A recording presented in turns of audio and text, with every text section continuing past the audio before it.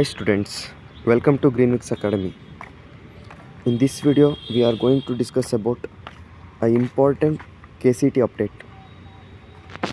ನಾವು ಈ ವಿಡಿಯೋದಲ್ಲಿ ನಿಮಗೆ ಒಂದು KCT ಕಡೆಯಿಂದ KE ಕಡೆಯಿಂದ ಒಂದು ಇಂಪಾರ್ಟೆಂಟ್ ಅಪ್ಡೇಟ್ ಬಂದಿದೆ, ಅದರ ಬಗ್ಗೆ ನಿಮಗೆ ಎಕ್ಸ್ಪ್ಲೇನ್ ಮಾಡ್ತಾ ಹೋಗ್ತೀವಿ.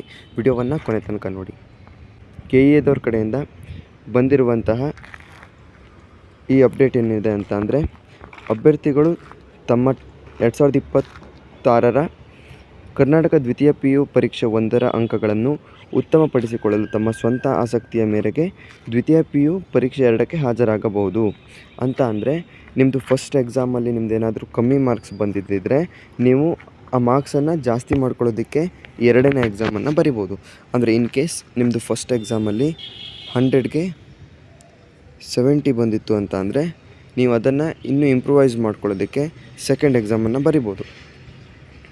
ಮತ್ತು ಅದರಲ್ಲಿ ಏನು ಇಂಪಾರ್ಟೆಂಟ್ ಇದೆ ಅಂತ ಅಂದರೆ, ದ್ವಿತೀಯ PUC ಪರೀಕ್ಷೆ 1 ಮತ್ತು 2ರಲ್ಲಿ ಅಭ್ಯರ್ಥಿಗಳು ಪಡೆದ ಅಂಕಗಳಲ್ಲಿ ಅತ್ಯಧಿಕ ಅಂಕಗಳನ್ನು ಪರಿಗಣಿಸಿ ಕಳೆದ ವರ್ಷದಂತೆ ಸರ್ಕಾರದ ಮಾರ್ಗಸೂಚಿಗಳಿಗೆ ಅನುಗುಣವಾಗಿ CET 2026ರ ಫಲಿತಾಂಶ ಮತ್ತು ರ್ಯಾಂಕನ್ನು ಸಿದ್ಧಪಡಿಸಿ ಪ್ರಕಟಿಸಲಾಗುತ್ತದೆ ಅಂತ. ಅಂದರೆ ಇದು ಒಳ್ಳೆಯ ಒಂದು ಗುಡ್ ನ್ಯೂಸ್ ಅಂತಲೇ ಹೇಳ್ಬೋದು. ಇವಾಗ ಇನ್ ಕೇಸ್ ನಿಮ್ಮದೇನಾದರೂ ಫಸ್ಟ್ ಎಕ್ಸಾಮ್ ನೀವೇನು ಬರೆದಿರ್ತೀರಲ್ವ PUದು, ಅದರಲ್ಲಿ ನಿಮ್ಮದು ಮಾರ್ಕ್ಸು ತುಂಬ ಕಡಿಮೆ ಆಗಿರುತ್ತೆ ಅಂತ ಅಂದ್ಕೊಳ್ಳಿ.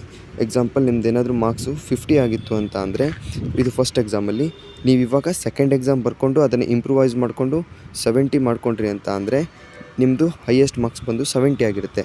ಸೊ ಇದನ್ನು ನಿಮಗೆ KCT ರ್ಯಾಂಕಿಗೆ ಕನ್ಸಿಡರ್ ಮಾಡ್ತಾರೆ ಅಂತ ಅವ್ರು ಹೇಳ್ತಾ ಇದ್ದಾರೆ. ಅಂದರೆ ನಿಮ್ಮದೆಲ್ಲಾದರೂ ಒಂದು ವೇಳೆ ಇವಾಗ ಫಸ್ಟ್ ಎಕ್ಸಾಮಲ್ಲಿ ನಿಮ್ಮ ಮಾರ್ಕ್ಸ್ ಎಲ್ಲರೂ ಕಡಿಮೆ ಆಗಿತ್ತು ಅಂತ ಅಂದರೆ ನೀವೆಲ್ಲರೂ ಇವಾಗ ಸೆಕೆಂಡ್ ಎಕ್ಸಾಮ್ ಕೂಡ ಬರೀರಿ.